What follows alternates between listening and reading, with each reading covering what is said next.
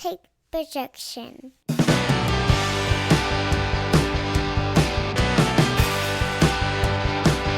It's Friday morning and you know what time it is. It's time for another episode of the Alabama Slam podcast. I'm your host, Corey Hanna. What's going on, guys? It's Patrick Agers. And we've got a jam-packed episode of the podcast this week. First off, let's get into the passing of Jay Briscoe.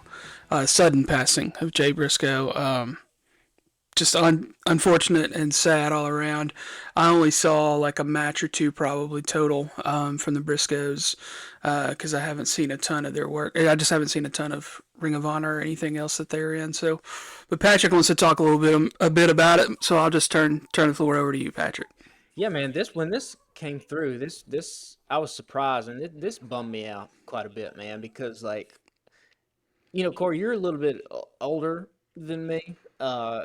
So when Jay and Mark and the Briscoes were really on their run, we're talking early Ring of Honor here, 2005, 2006, 2007. I was just a teenager, man, and I think for a lot of people my age, I'm 32.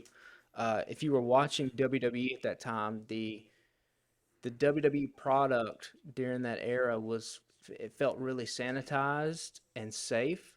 And so for somebody like me who then was turned on to Ring of Honor and American Independent Wrestling and just kind of devouring clips on YouTube, the Briscoes, and Jay Briscoe in particular, was the first sort of people that I gravitated to where it was like, holy shit, there's wrestling that exists in these small little places. And not only that, holy shit, it's better. And who the fuck are these Briscoe guys? Because just the promos alone, them out on their farm in Sandy Fork, Delaware, cutting promos in the barn. I think their dad or their mom was just holding the camera. Like it felt so raw and so refreshing. And a little bit punk rockish, right? I think as teenagers we all kind of gravitate towards that kind of sort of rebellious stuff.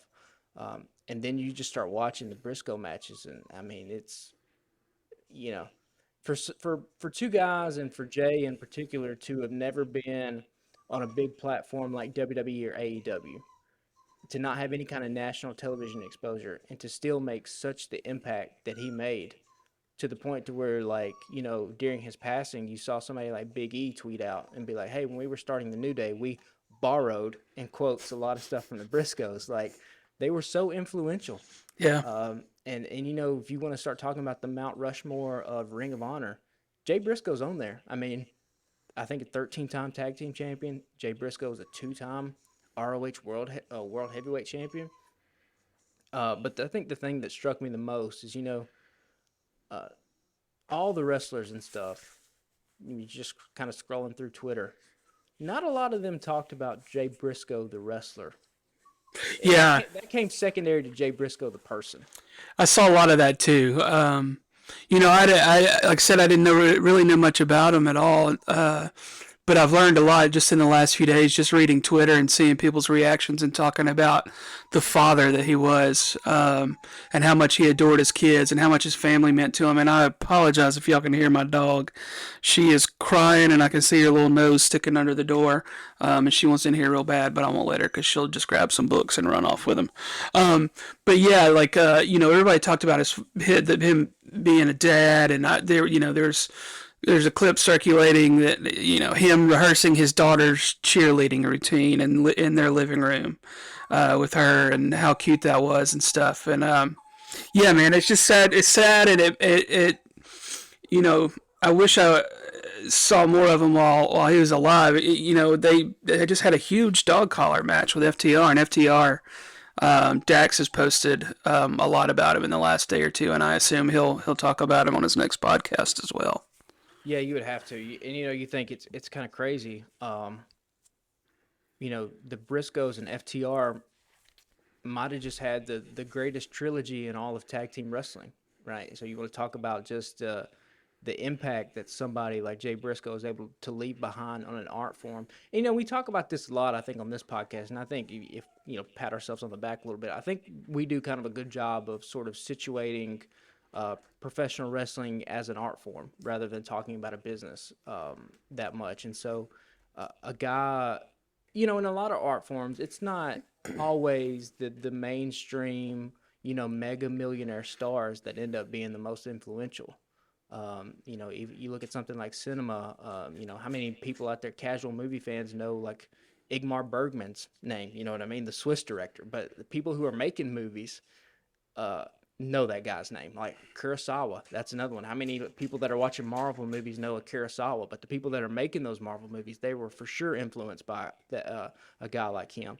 And Jay Briscoe, I think, is in that similar sort of vein.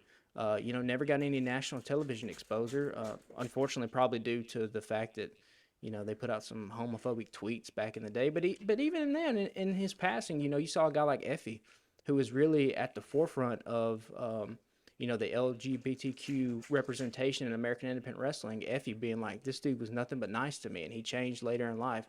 So it's kind of unfortunate that some of their worst moments. Um, Sometimes our culture doesn't allow for people to change, and Yeah. it doesn't give a path to redemption, because these two guys, Jay and Mark Briscoe, should have been big time on television somewhere, either in WWE or AEW.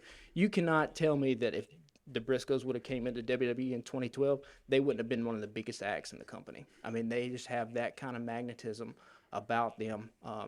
We talk about believability on this podcast all the time. If there's a professional wrestler in the history of the art that personified believability, it's fucking Jay Briscoe. I mean, those, and I can keep going on and on, but just the influence that guy's had, they're going to be tag teams 10, 20, 30 years from now. They're going to go back and watch Briscoe matches and just straight up steal from them, Yeah. stealing the artistry of them. So it's unfortunate, and he was one hell of a professional wrestler, but it's heartwarming to know too that he was an even better man and an even better father and brother in person.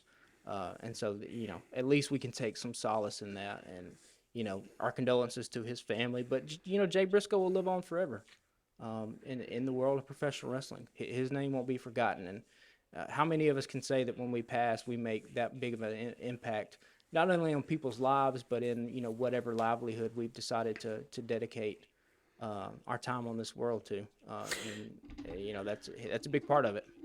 Yeah, I know they started the show off last night, Dynamite, with a graphic, a memoriam for him, and I think they had something else planned that Warner wouldn't let them put on TV for whatever reason last night. I mean, maybe some of the stuff you mentioned earlier, but I also think they're doing like a memorial show, right? Am I mistaken?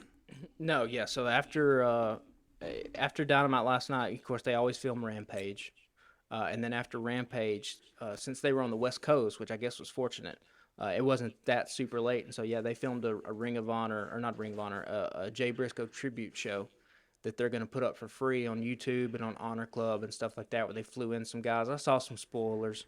Obviously, Mark Briscoe wasn't there because he's dealing with, I can't even imagine the grief that he's dealing with right now. And we didn't even talk about the fact that Jay had his two daughters in there who are now, trying to recover from that accident. So I would imagine, I think the next Ring of Honor pay-per-view is up around WrestleMania in March, April. I would suspect probably Mark Briscoe's on that card if he's up for it. If he still wants to wrestle, man, Yeah. These two guys have been doing it. They had to wrestle in masks because they weren't old enough to wrestle, right? Like their whole lives have been this. So maybe maybe Mark Briscoe decides to hang it up. Who knows? But he will be honored in some kind of way with the next Ring of Honor card, I'm sure. Yeah. Well, let's shift gears. I know you wanted to talk a little bit about the Nick Khan interview that came out this week concerning some WWE things. Yeah, so the only reason I want to bring this up is because I was kind of taken aback is not the right word, but I was kind of just like, why the fuck are fans like upset about this? Okay, so for those who didn't know, Bill Simmons podcast, probably one of the biggest sports podcasts in the world. He had on Nick Khan, who is now the sole CEO of WWE. From just their brief conversation, it seems like Bill and Nick go back quite a ways. Bill kind of runs in those circles in Hollywood. Bill Simmons has been in Hollywood for over 20 years, or Los Angeles, I should say. And Nick Khan I guess famously was The Rock's agent, and that's how he kind of came to WWE. Um, the thing that I think fans were kind of struck by was he gave a little jab in there to Tony Khan, which, I am the king of petty. So I fucking thought it was hilarious. I loved it. And also, for those who didn't listen to the podcast, essentially what he said was Bill Simmons brought up AEW and how them being competition. And the first thing Nick Khan said was, well, how are they doing now?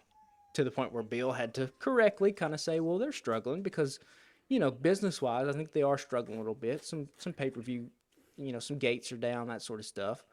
And then Nick proceeds to go on where he praises Shad Khan and said, hey, I met him a year and a half ago. Super impressive guy, self-made billionaire, got his stuff in the auto parts industry. And then he just goes, I've never met the kid, Tony, but he seems like a nice kid. Which is just a perfect little jab in the gut. And I just started busting out laughing because I thought it was hilarious. If you're a fan of AEW, right, and you're one of these AEW diehards that can't see the good, that sees no bad in AEW whatsoever and sees nothing but the bad in WWE, you're one of those, like, staunch people, right? You can't praise Tony Khan every time he comes out and calls himself the best Khan in wrestling and has that little tweet he put out when Vince McMahon came back where it's like, oh, everyone's being super nice to me today. You can't think that shit's funny, and then when somebody lands a jab from the other side, you think it's all horseshit or disrespectful or whatever. It's got to go both ways. At the end of the day, these are two billionaires, ultra elite, rich dudes who are, going back and forth. I think it's just hilarious. The thing that I thought was a little bit, or the thing that I was struck by in the interview was like, oh, I can see why Nick Khan is loved by Mr. McMahon, because Nick was charismatic. He artfully dodged some of the questions he didn't want to answer to the point where Bill was like, you didn't answer my question. But by the time Nick got done talking, he had talked around the answer. Yeah, and I can see why people like this dude. I was kind of impressed by it.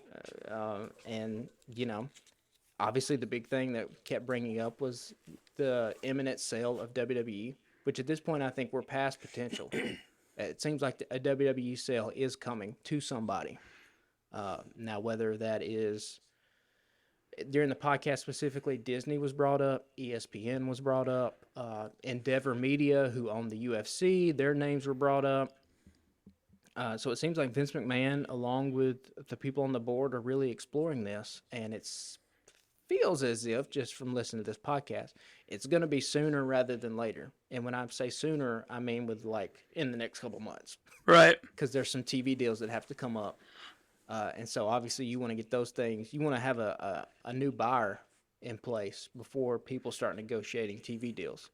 Because, for example, if Disney's going to buy WWE, well, they sure as shit don't want Monday Night Raw on the USA Network, right? Which is a competitor, or have it on Peacock, which is a straight competitor to Disney Plus, and vice versa. If Comcast Universal outright buys it, well, they don't probably, they're going to hold that and they want their show on their platform. So it's all a lot of, insider business stuff that we don't talk about a lot on this podcast. And for a lot of fans, it doesn't really matter, right? As long as the creative is good, that's all that really matters to us. I was just kind of, I just thought it was funny that the uproar about the little jabs he took at AEW. Cause what do you expect him to say?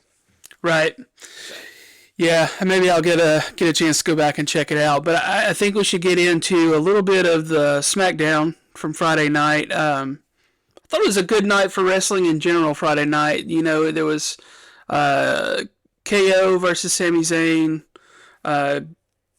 Gunther, I always have to say both, versus Braun Strowman was that night, I believe. And then, went on into Rampage afterward. And, Braun Strowman and Gunther were fucking excellent, and I thought Sami Zayn and KO put on a good show as well.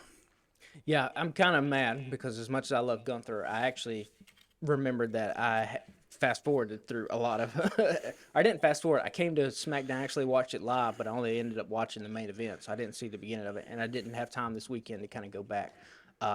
So the main event, KO, Sami Zayn, these two are just. They're Batman and Joker at this point. They're going to do this for forever, wrestle each other, and watch them wrestle each other, 7 nights a week if that's what they wanted to do. And it's the little things, it's the nuances that these guys get. That I think now people are kind of starting to pick up on. One of the big images that struck me that kind of circulated around Reddit was after they put KO through the table. Sami Zayn and Sami and the Bloodline they're holding up the ones. KO's just got Sami by the boot and he's holding him. And Sami's looking down at Kevin and Jay's looking at Sami. And just that little moment. Such a storytelling, such a great little storytelling moment that when this whole program finally finishes, it'll be one of those things where we can look back at and be like, oh, okay, there was the clue. Because Sami obviously still cares about Kevin, right? And Kevin still cares about Sami, even though, KO's first debut in NXT, what does he do? He powerbombs Sami Zayn on the apron, right? But, brothers fight a lot of the times, and I think these two are, they're legitimately brothers off screen, and their characters have been intertwined on screen to this point now, going back for damn near decades at this point. So, the more and more it looks like we're not going to get Sami versus Roman. Obviously, Cody Rhodes has gotten the damn near Superman potential return with his little short documentaries that have been airing. Every week. It looks like he's going to be the guy, which... Yeah, okay. I mean, I ain't mad at it. We'll see what he does, but... yeah, and they've said he's going to be at the Rumble, right? They've confirmed that. So. Yeah, that got announced Monday. And, he's going to win it, right? I mean, you don't put him in the Rumble and not let him win. Either him or the Rock. His name gets thrown up too. Why would the Rock come back and want to be in the Rumble? Yeah, it makes zero sense. The Rock can just show up and say, "I want that title. I'm gonna take it." Yeah, the Rumble is for people that haven't been on TV in a while. They've been injured or whatever. Or haven't been in wrestling for a while, like when The Edge came back a couple years ago. And, man, my dog is fucking up my carpet under this door. I don't know what to do about it. She's going to, if I let her in here, she's just going to, take books off the bedside table. Anyway, that's not what the Rumble is for. You don't bring The Rock in for the Rumble, right? Yeah. So I guess another thing, too, we can talk about, it looks like they're going to split both the tag team titles. Because you've seen the Judgment Day kind of set their sights on the Raw tag team title specifically. So I would imagine after WrestleMania, Raw is going to have its own set of tag titles. SmackDown will have its own set of tag titles. You would have to think that the World Championships are going to do the same thing. The WWE Championship will go to one show. The Universal Championship will go to the other. Is it a situation where Roman Reigns loses one night of WrestleMania but wins the other one, so he keeps one title? Is it a situation where the Bloodline completely dissolves altogether at WrestleMania and they lose all the titles they have, and the Usos have to also defend their 2 sets of titles, or they could lose a set of titles leading up to one of the pay-per-views, Yeah. So there's a lot of stuff in there. This is a fun time for wrestling, though. I think Royal Rumble is next week, right? Next weekend, yeah. Next Saturday. So, I mean, we're here. This is it. We're on kind the road. of be up against the goddamn playoffs, but oh well. Yeah, kind of sucks. And then on Monday Night Raw, I was looking through here. I don't think there wasn't much to talk about. Austin Theory is still top of the card. They keep changing his look, and I like that about him. He had a little. He's been wearing this big kind of industrial looking green coat, but Monday night he had on just a nice little button down shirt that of course he had not buttoned, because why would you have a button? if I had a 12 pack and I was muscular shit, I'd never wear a shirt. First of all, that's the thing that I would do. You would never. I'd do this podcast even though we don't have video. I'd fucking do this podcast with no damn shirt on. Probably just look at myself in the mirror, So that was the thing, and going through here, Monday Night Raw is still it's not inconsequential, but it's highly skippable. There's a lot of heavy use of the fast forward button when Monday Night Raw is on. Yeah. And maybe then things will change when it gets its own title, big time title. Seth Rollins is always great to see, though. So he looks like he'll probably stay on Monday Night Raw. The Judgment Day, the rumors are Finn Balor's in line for a big push next year. If that's true, I don't know how Finn Balor stays in the Judgment Day, because when they come out, he's not the first person you look at. When the Yeah. Judgment Day's music hits, Rhea Ripley's the first person you look at. She's the de facto star of that group. I mean, Damian Priest, he's fine. He's a good hand. Dominic Mysterio continues to do just incredible work. I mean, the turnaround that dude has had these past couple weeks. I'm so looking forward to when Rey Mysterio smacks the shit out of him on WrestleMania. It is going to be fantastic. Yeah. But Rhea Ripley is that star, and I don't think that if Finn's going to have that title, I don't know if he can do it and be in that group. Maybe I'm wrong about that though. Yeah. Rhea Ripley has because she is so big, and I mean just in stature. I mean, Monday Night Raw, she stood face to face with Solo Sikoa, and looked like she could probably slap him and probably take him. That's how physical of a specimen she is. She's the leader of that group. Yeah, I saw a lot of people on Twitter saying that they really wish that they would let them do an intergender match with Sikoa and Ripley. Here's the thing, and I don't know, maybe this is a little bit of a hot take on Solo Sikoa. He is positioned as the enforcer of the bloodline. But when all those guys stand shoulder to shoulder, he's the smallest dude. Yeah. Both of his brothers are bigger than he is. Roman Reigns is bigger than he is. And there's a guy out there on the indies right now, Jacob Fatu, who is their cousin. I think it's Umaga's is Fatu's uncle or something like that. He's in MLW right now. He fits more of the enforcer type thing. If you pull up a picture of Jacob Fatu, he's probably over 300 pounds. He looks like a little bit like Umaga. So I don't know if, Solo being this street champ and supposed to be this ultra tough guy. I'm not saying he's not tough. I mean, he still looks like a badass. But I think he'd be better positioned almost like how Butch is with the Brawling Brutes, where Butch he's not physically imposing, he's just fucking crazy. Yeah. And I think Solo's character would be better off if it went more of that route, where they were just like, this dude's the wild card, and who knows what the fuck he's gonna do. He could snap at any moment. We can't control him. As opposed to like, oh, you want to come to us? Here's our guy that's gonna pick up our thing, and it's a dude that's 3 inches shorter and probably 30 pounds less weighs less than the rest of us. I don't know, just a minor little tweak. Solo Sikoa is still awesome. Still got an awesome move. Love that he's doing the Samoan Spike. I think that character just needs a little tweak from the enforcer to, the Charlie Day wild card bitches, that kind of shit. Something like that would probably be better. Yeah. Well, let's get into Rampage for a little bit. We haven't talked about Rampage on the show in a while, and I tweeted out Friday night that I thought it was the best Rampage that we had in a while. We can just do a couple of quick hitters in here. I really don't have anything else to say about Darby Allin versus Juice Robinson other than this shit was really fun. Good way to start off the show. I think they're doing a pretty good job, and it looks like in terms of the lineup for this coming Friday night, they're doing a good job of bringing in some big names, but then they're also starting to, like they've got, I think they've got Andretti versus Garcia on Friday, right? Yeah. To, let some of the younger guys get built up a little, but they're also putting on some matches with the big names like Darby Allin and stuff. And then they had an appearance by the Acclaimed and Daddy S. And they put the Guns butt first into that cement, which was pretty funny. Yeah.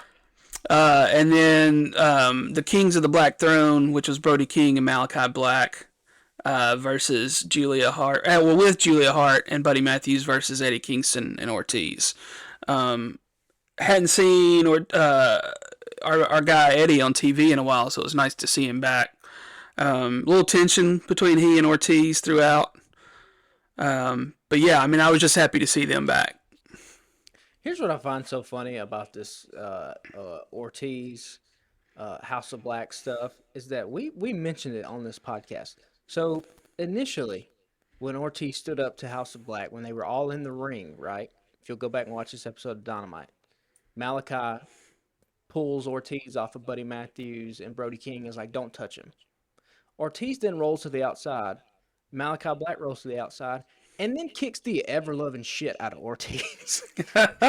So this idea that, like, they didn't, because that's what they're running with. Oh, why did they not touch you? Well, they did. He beat the ever-living shit. Was he not supposed to beat the shit out of him? Did he forget that this was in story? Like, because they just bypassed the second half of what happened to that thing. And you can go back and watch it. I remember we talked about it on the podcast, like, well, he didn't touch him, but then he went out to the ring and then kicked him right in the damn face.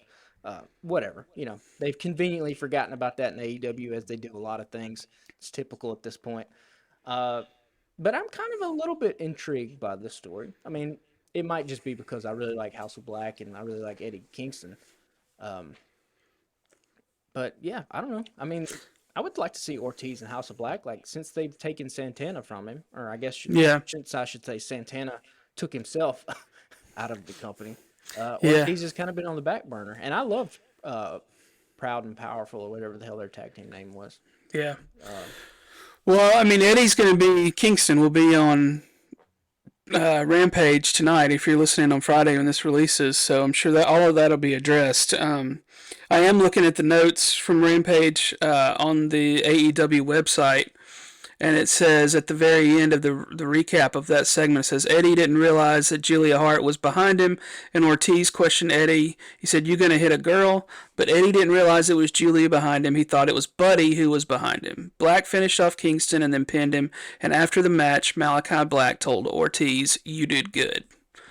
So yeah, I mean, there's something brewing there for sure, I think.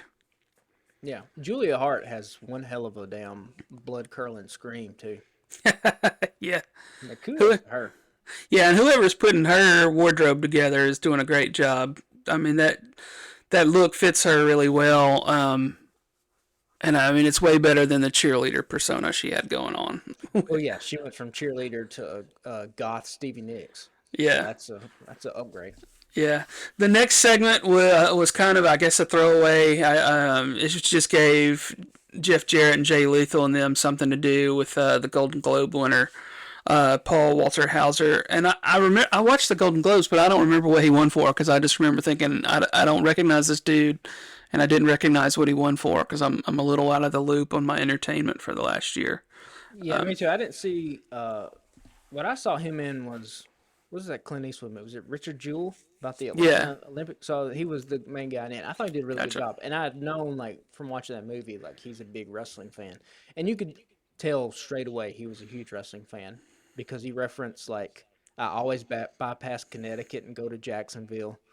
When Jeff Jarrett came into the ring, he was like, "Hey, this ain't Memphis." Like, he hit all the stuff to let you know, like, "Oh, I'm a true fan." Yeah. And I would have to just think, being from his perspective, right? He's a kid. He's watching Monday Night Raw. Fucking Double J, Jeff Jarrett's hitting people over the heads with guitars. And then he's like, "Oh, a couple decades later, I'm going to get in a fucking ring, and Double J's going to smash a guitar over my head." Like, when he got back to the back, he had to just have the biggest smile on his face. Yeah. And that's the way celebrities should be used. Like, wrestling fans can always smell when celebrities are, like, not fully invested in this.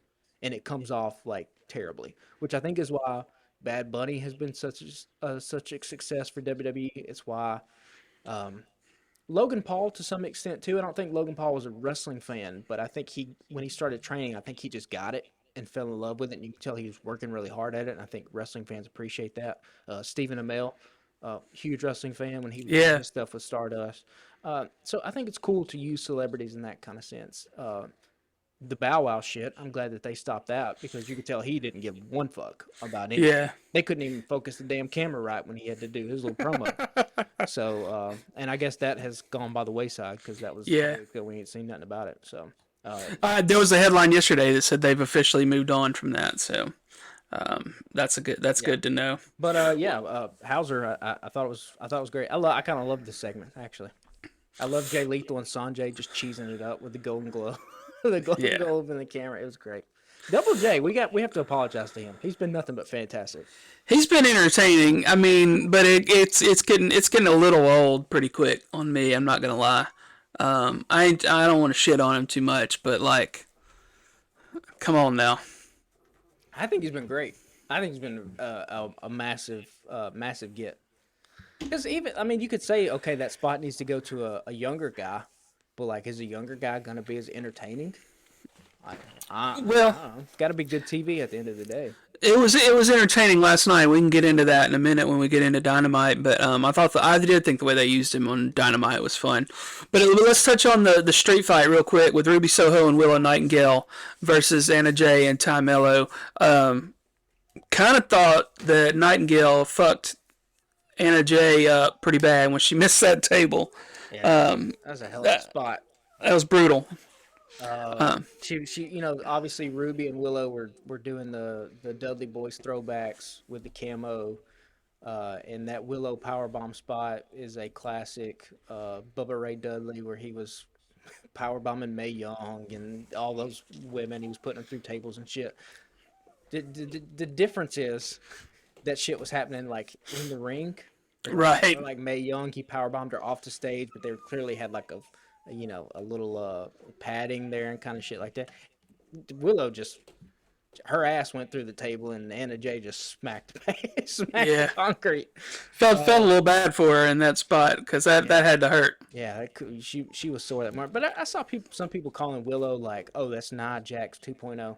If you're that ignorant of a wrestling fan that you can watch a Nia Jax match and watch a Willow Nightingale match and say, oh, these two people are the same, you have no idea what you've been watching and what you've been a fan of. I mean, Willow is night and day 150 times better than Nia Jax ever was. Well, it starts and ends at the she's a big lady because I mean she's clearly more athletic. She's got about 1,000 times more charisma in the ring than Nia Jax ever did. Like it's completely different. I mean, maybe this is TMI, too personal info, whatever. Willow Nightingale's the hottest woman on that roster.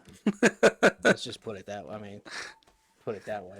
Maybe get a little too personal there, but I said last week I think she's going to be the biggest star in that company by the time December rolls around. So I probably wouldn't argue with you on either point. right. Yeah, I think I'm going to be proven right. But I mean, and also people were up in arms because fucking Ruby Soho bled buckets.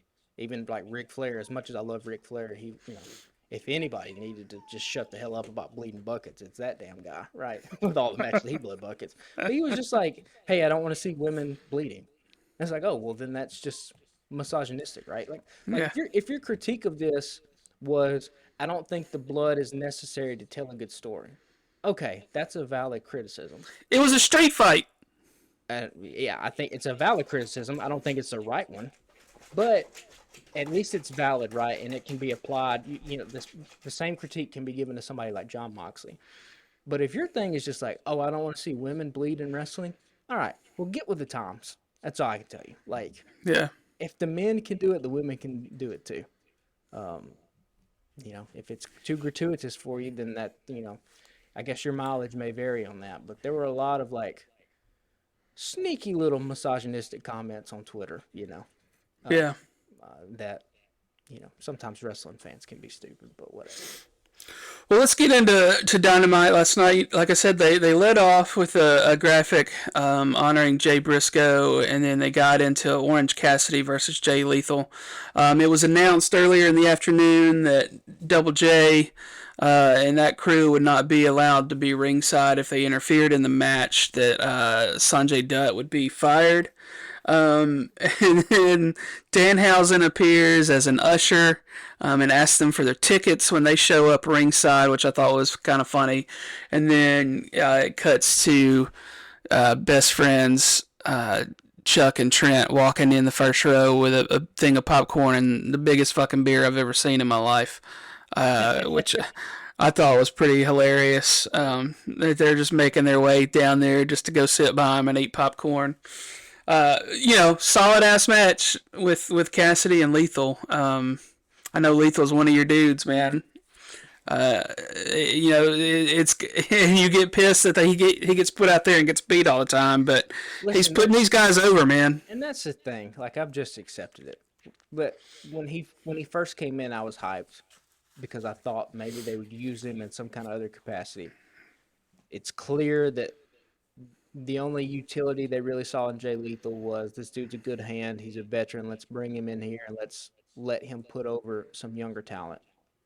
not mad at that. I mean, I've just accepted it at this point, and he does a damn good job at it, right? There's value in being a veteran like him and putting over these younger dudes, and he does it incredibly well. And you still, every time he's in that, even though every time you see Jay Lethal, he gets pinned on TV, there's still a part of you that's like, oh, he could win. Like, and Yeah. that's why he is what he is. I'm with you too. I thought the ancillary stuff with Danhausen and Jeff Jarrett and the best friends was I thought that was funny too. I thought that was a cool little thing. Uh, Yeah. I even loved that like Chuck and Trent made their way from the other side, but they had to walk completely through the front row and just bypass everybody instead of just doing the easy thing and coming down the steps. Yeah. Whoever put that segment together, whoever produced that, it was good stuff. Danhausen still in the guitar and hitting a little riff before he's running around. That was funny too. Yeah. I forgot what he tweeted out. He tweeted out late last night, early this morning. It was like, yeah, the name of the song was and it was something funny like, "I'm gonna rock your body," and then in parentheses, "all night long" or some shit like that. It was funny as hell. Yeah. So next up, Top Flight versus the Young Bucks. There had been some reports that one of the Jacksons was a little injured, and I think it was Nick. Was it Nick that had his back taped up a lot last night? Yeah. So they put Top Flight over in a pretty great match last night.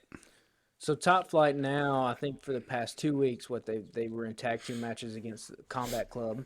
I think one week was Claudio and Yuta, the other week was Moxley and Claudio, or something to that effect. So this is a cool little story they're telling with Top Flight. These guys are super young, super athletic. They're getting in the ring with huge stars who are kind of, beating the shit out of them a little bit, but they're teaching them stuff. And then last night, that story pays off a little bit where Top Flight, getting a little savvy, right? They got the little roll-up win with the pin. I think Darius got it. So this was a great match. That fucking double team move that Top Flight has Yeah. is, I mean, holy shit. I don't know what else to say. Like, when he pulled it off, like, fuck, that's one of the greatest tag team finishers I've ever seen. And that wasn't even the finish of the match. They didn't get the pin, but I was like, damn. That little double springboard where, Darius has him in that electric chair position and Dante does the springboard, jumps off into the damn Scorpion death drop DDT from the top. It's good stuff. Just the fluidity in this match, too. Guys being in the right spot, the athleticism. Yeah, obviously, the Young Bucks had a lot of wars with the Briscoes, and so doing little callbacks to some Briscoe moves. They did the Doomsday Device. They had the wristbands on. That's a nice little touch for fans that know. So yeah, I thought this was great. I guess Top Flight now. Where do you kind of put them in the tag team division? Because obviously right now it's sort of dominated by the Acclaimed, who are also baby faces. I don't know. I don't know where Top Flight. I guess you could just keep giving them wins at some point. Yeah, you could tell a couple of years ago when they debuted that they would be special when they got a little more experience under their belts. They debuted versus the Young Bucks. Unfortunately, they've had some injury issues that they've dealt with, but I think they're getting healthy, and they could be poised for a run sometime in the next year. Yeah, and it probably would have already happened, right? Had Darius not gotten hurt.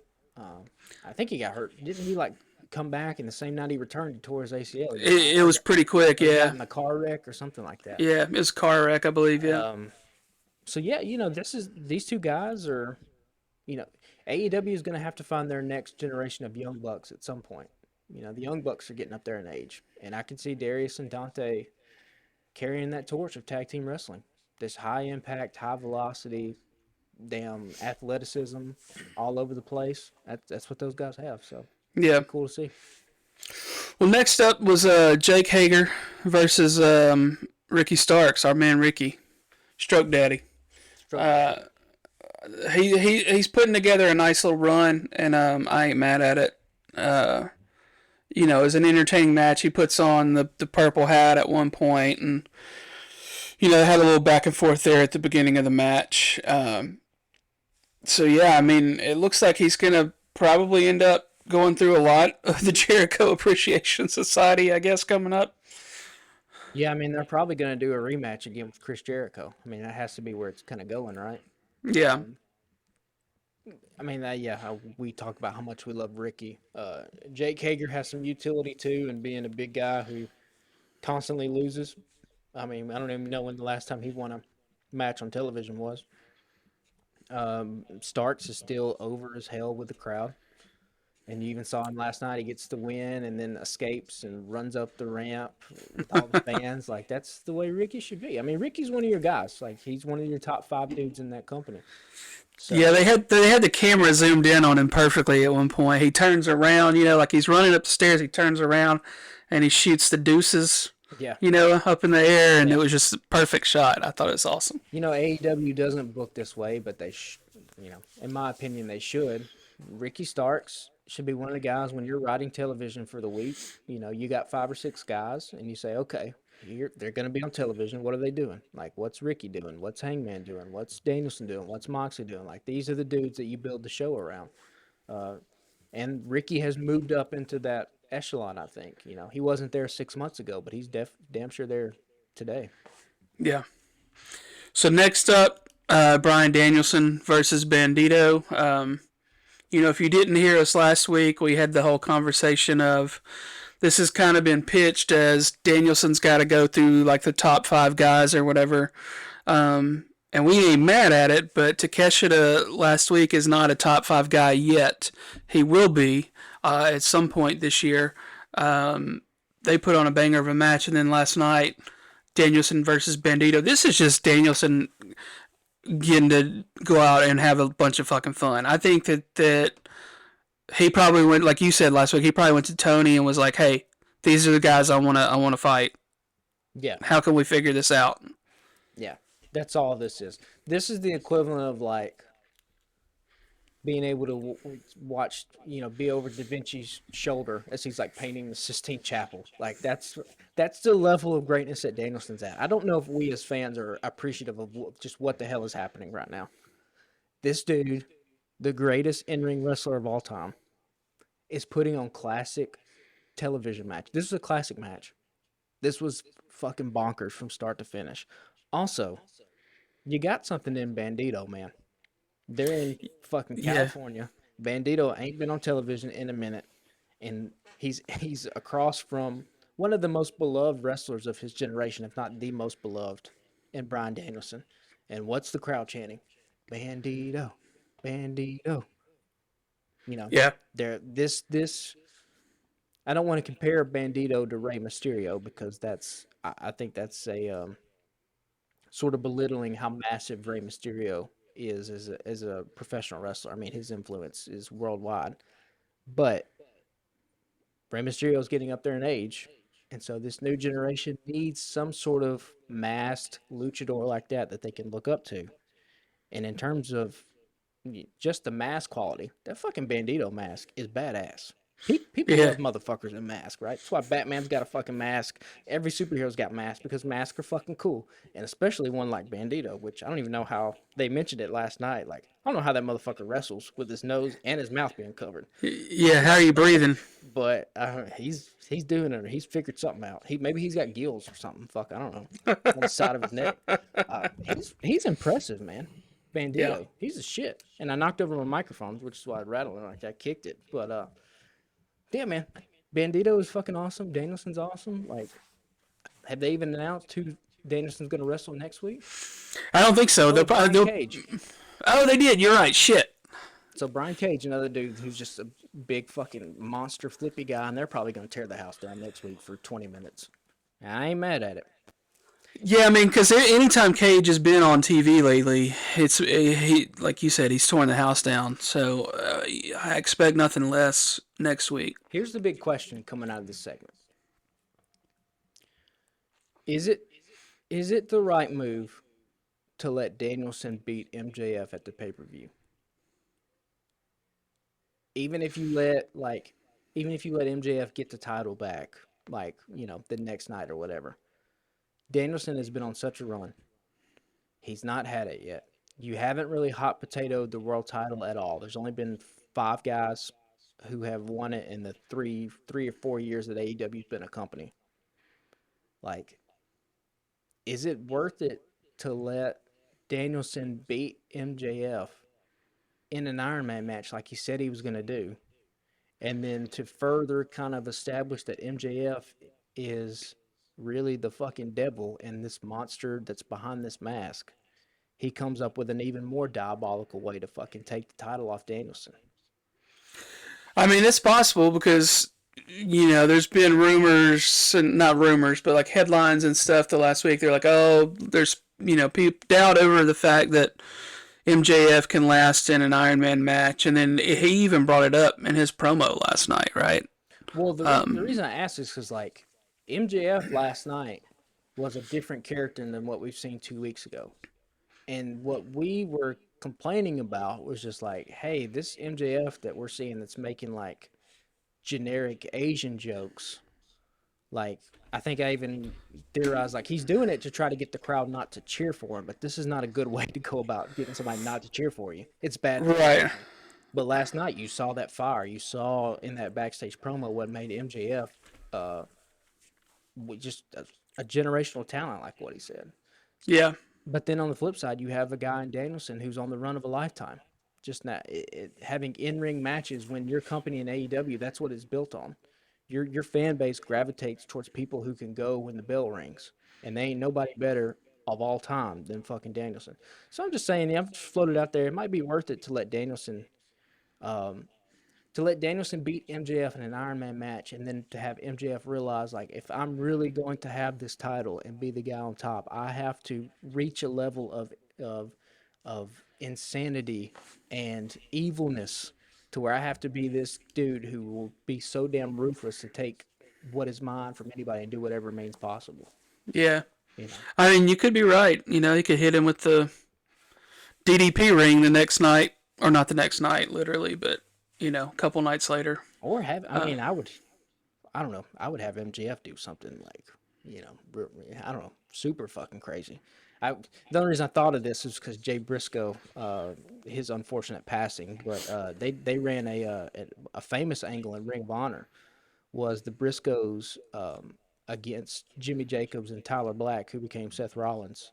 And Jimmy Jacobs and Tyler Black jumped the Briscoes, and they hung a bloody Jay Briscoe upside down over the ring to where the blood was dripping on the mat, and Jimmy Jacobs was delivering a promo underneath it.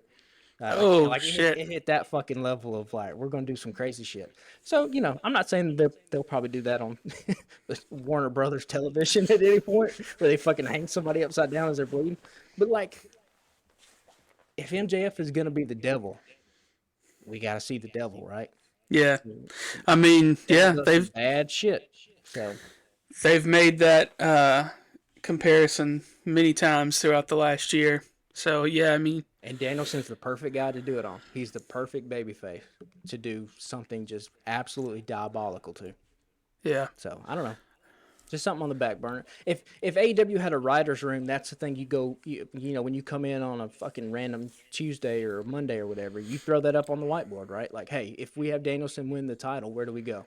Like, yeah. Let's kick it around. Who's got ideas? What if? Yeah, what if? It's worth exploring, for sure. So next up, Willow Nightingale versus Toni Storm. Toni Storm gets the win. It looks like they're turning Saraya heel already. That didn't take very long. Hey, why didn't they fucking do this last week if you were going to do it? In front of a Los Angeles crowd. Yeah. Why? I don't know. It's confusing, I guess. It makes me think that Mercedes might not be showing up, or maybe she is. Because here's the thing. So you have this Willow Nightingale Ruby Soho connection that has happened.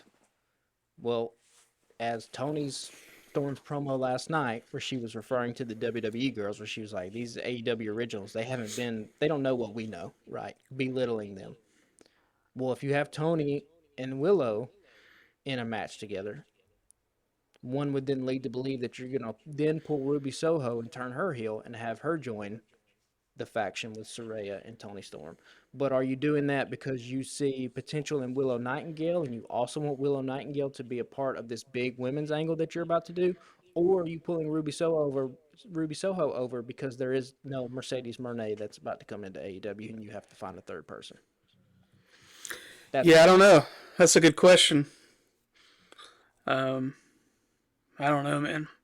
Because they got, you've got the Sheeta angle with she's frustrated with her role and whatever Soraya's doing, and yeah. So the, yeah, the trio for on the other side for the AEW originals is Sheeta, Britt Baker, and Jamie Hayter.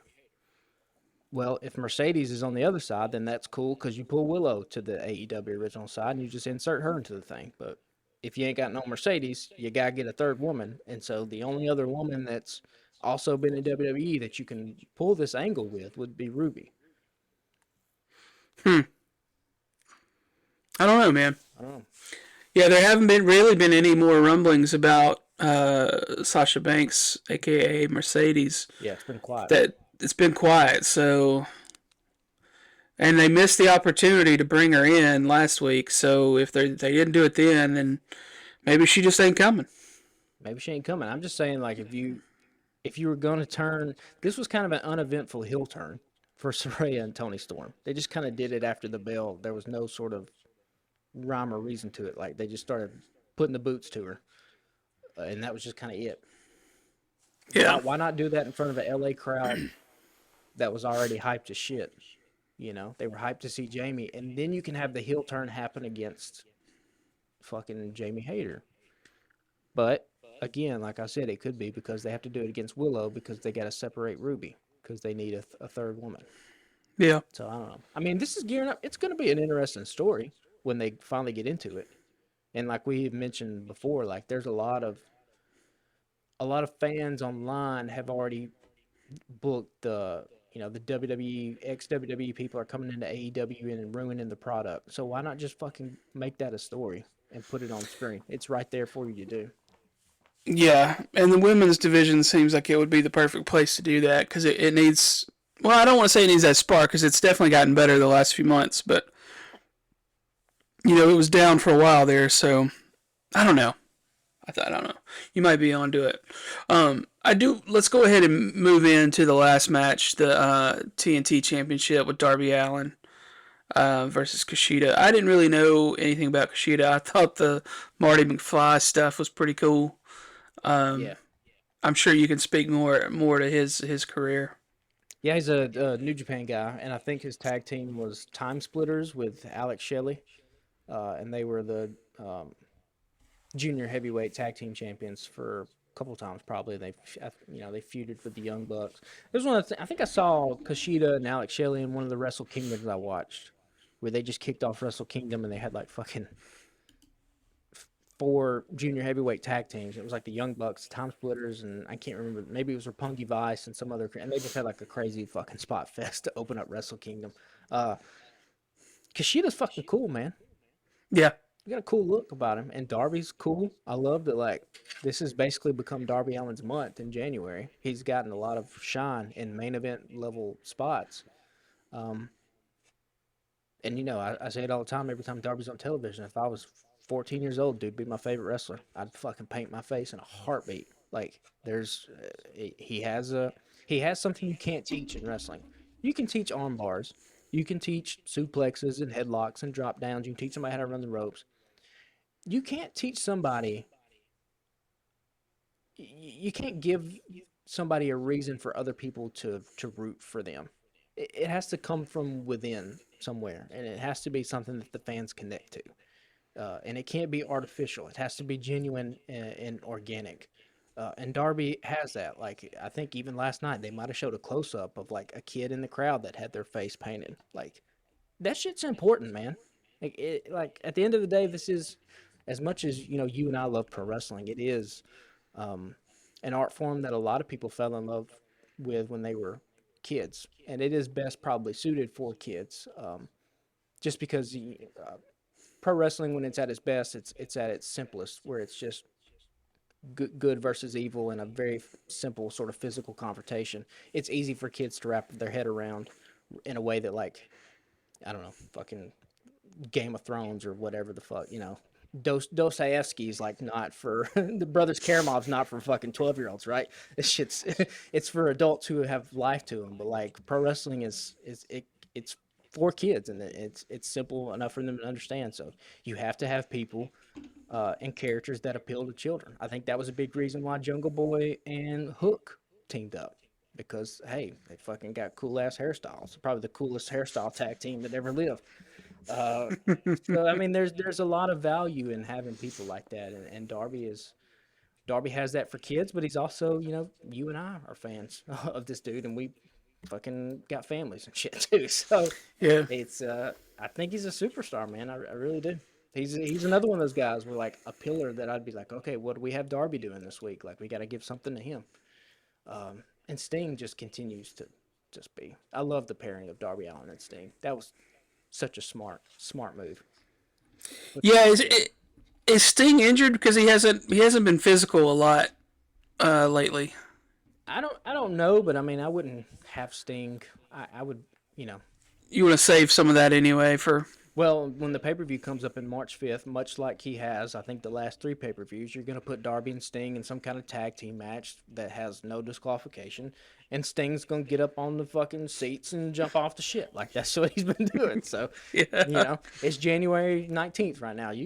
Pay-per-view ain't till March 5th. He can just have a seat and fucking come March 5th, his ass will be up in the rafters jumping off something. Yeah, you don't need him wrestling every week. Yeah. Although it's going to be a sad day when he retires. Also, a little bit more outside the ring news, there was a big feature, I think, probably last week or the week before, written up on Sting, where it really made it seem like this is it. This is the last run. The last year of Sting is 2023, and it ain't he will not be coming back after this. So, I mean, if you're looking at it as an outsider, like we are, or I am especially, I mean, I think you're right, because like, what is he gonna do after this? He came in. He's gotten to put on some insane matches the last year or two, and I think he's found his guy. Like a guy like he can be a true mentor to Darby, and like where do you go from there? You know what I mean? yeah, I don't know. and if you know anything about Sting and Scott Borden's background, he was never a wrestling fan growing up. He came into this early 20s when he was at Muscle Beach, fucking working out. I think he saw like Hulk Hogan working out there and was just like, who is this dude? And then like a random promoter approached Scott and was like, hey, have you ever thought about wrestling? And Scott Borden went to a wrestling show and he said that's when he fell in love. And him and Jim Hellwig, who became Ultimate Warrior, went down to Memphis and became the Blade Runners. They had the buzz cut blonde hair. And so, to hear him talk about it, he was only going to do this for a couple of years and then make his money and get out. And now he is 40 plus years into this career.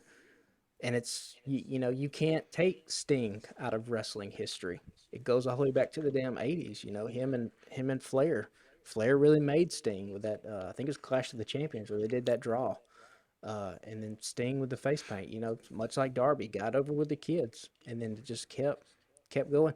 I've heard stories where people would talk about like Sting was so green that Ric Flair and like Arn Anderson and those guys would be in the ring with him and would have to tell him like, hey, do the like pound your chest now, like turn to the crowd, like do the howl. Like it was that like elementary. Like he was just, it's like it's like a racehorse trying to get up on his Right. legs.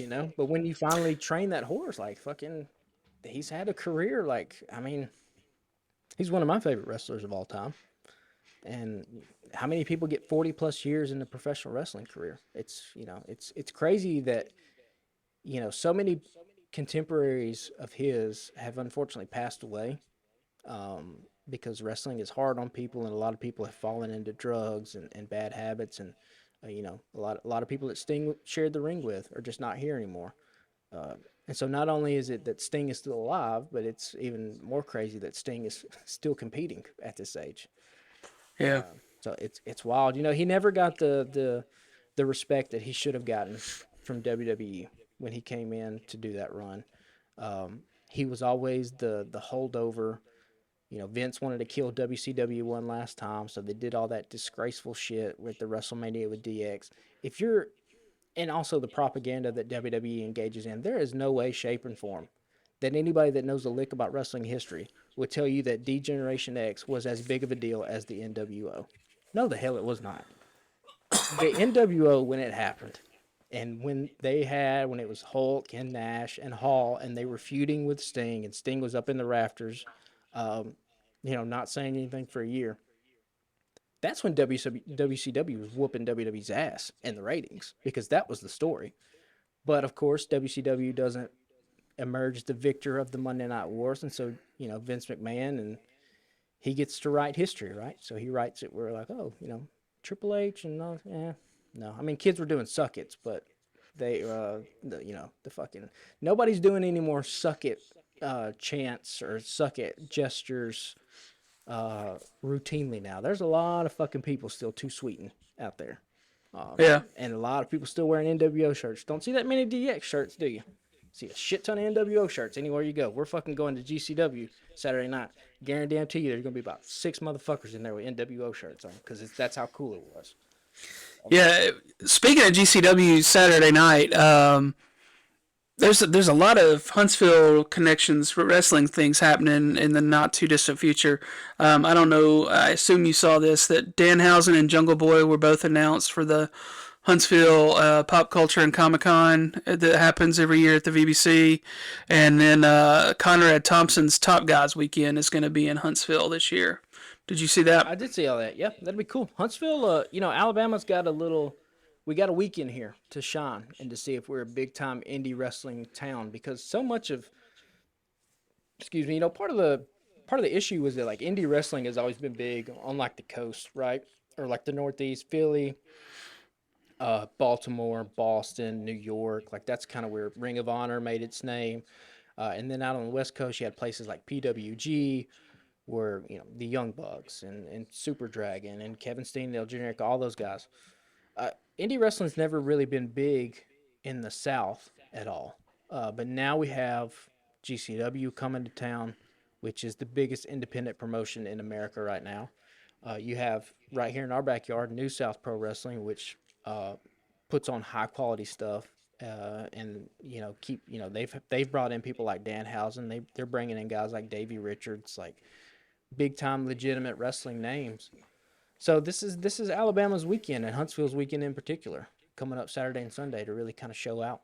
And so Saturday in Huntsville, and then Sunday in Florence, they're doing GCW versus New South over there, which could be fun. Could be a lot of fun. I don't think I'll make it over on a Sunday evening, but it could be a lot of fun if you're over in that area. People are gonna be lit Saturday night.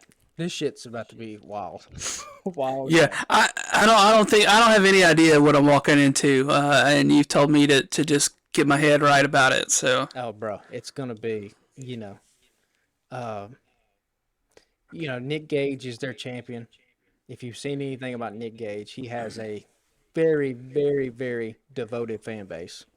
Yeah. And what little I know about him is that he once died. Twice. And was brought back to life. And then you said he just walked into a bank without a mask on and robbed it. Yeah, he went to prison. Yeah.